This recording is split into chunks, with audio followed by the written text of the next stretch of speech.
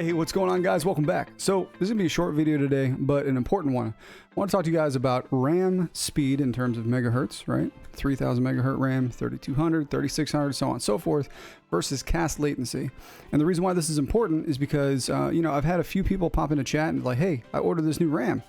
And the thing is if you have a high megahertz RAM and a high cast latency, your RAM may actually be slower than a lower megahertz RAM with lower cast latency. Let's hop in, let's explain, let's check it out.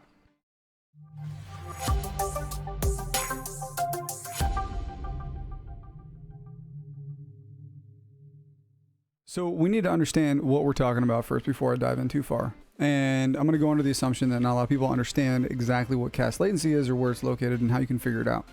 So let's say you're taking a look at a set of RAM, right? It's 4000 megahertz RAM. And if you take a look at the timings, which is usually, 4 numbers hyphenated in between with a much higher number at the end, those are your RAM timings. The cast latency, which is referred to as the column access strobe, is going to be that first number. Okay, so let's say we have 4000 megahertz RAM.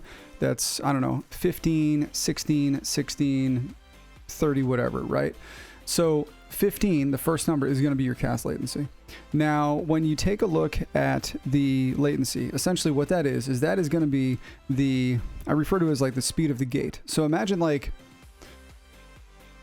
somebody were to tell you, they would tell you to blink, right? And the delay between them telling you to blink and you actually blinking is cast latency. So you can have RAM that you're like blink, right? And then, it has a setting of 15 and then a setting of 19. The 19 is slower than the 15. There you go. So if you take your cast latency, okay, and you divide it by your RAM speed and you multiply it by 2000, that is the equation that you need to use in order to get your latency in milliseconds.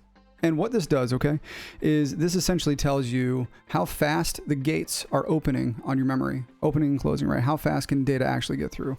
Because memory isn't just about megahertz, right? And so what you need to do is if you do that equation, and there's a lot of calculators online, I'll show you guys here a few.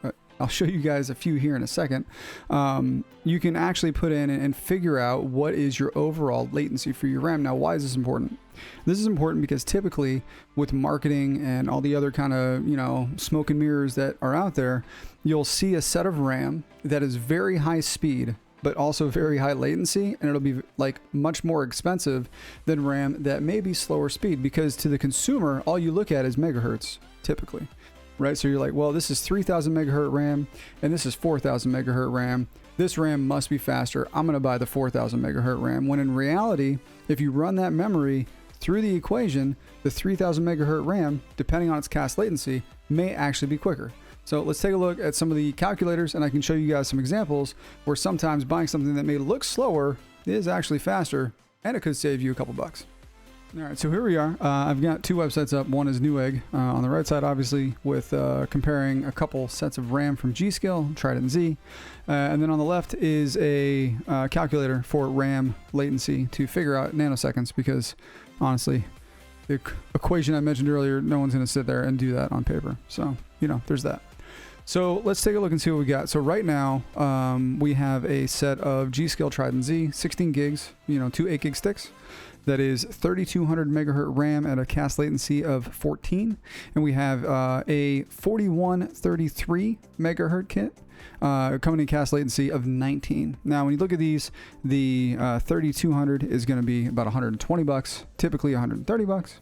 And the 4133 is going to be 140 bucks. Now, someone would see this and they'd be like, oh, well, I'm going to spend the 140 instead of the 120 or the 130. I'll spend 10, 20 bucks more because, like, looking at this, well, that's 25% faster because, we're looking at 4133 instead of 3200, and that's fast. However, if we take a look at this, and we have our cast latency here of 14 on the 3200. We have a total calculated nanosecond of 8.75. Now, if we hop over here and we put in the 4133 and we swap this for a 19, that 8.75 now comes out to, call it 19.2. So with the latency that you get from your cast timing, even with the additional speed that you're getting from the RAM itself, the RAM that is more expensive is technically slower than the 3200 megahertz that's low latency at a CAS latency of 14. So I will link this calculator in the description below.